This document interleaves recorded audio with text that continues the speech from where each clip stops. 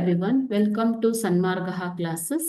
15ನೇ ಪ್ರಶ್ನೆ ನಮ್ಮ ಸಂವಿಧಾನ ಎನ್ನುವಂತಹ ಚಾಪ್ಟರ್ನಿಂದ ಮಕ್ಕಳೇ. ಓಕೆ, 6ರಿಂದ 14 ವರ್ಷ ವಯೋಮಿತಿಯಲ್ಲಿನ ಎಲ್ಲಾ ಮಕ್ಕಳಿಗೂ ಪೋಷಕರು ಕಡ್ಡಾಯ ಶಿಕ್ಷಣ ಕೊಡಿಸಬೇಕು ಎನ್ನುವಂತಹ ಸಂವಿಧಾನದ ವಿಧಿ ಯಾವುದು ಅಂತ ಕೇಳ್ತಾ ಇದ್ದಾರೆ.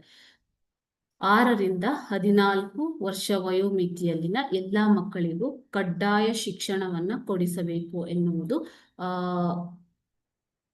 ಎನ್ನುವ ಸಂವಿಧಾನದ ವಿಧಿ ಯಾವುದು ಅಂತ ಕೇಳ್ತಾ ಇದ್ದಾರೆ. ಓಕೆನಾ?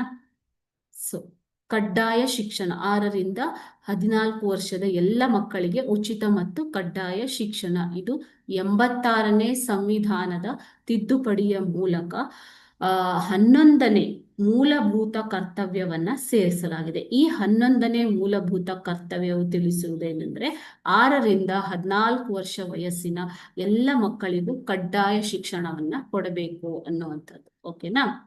Thank you.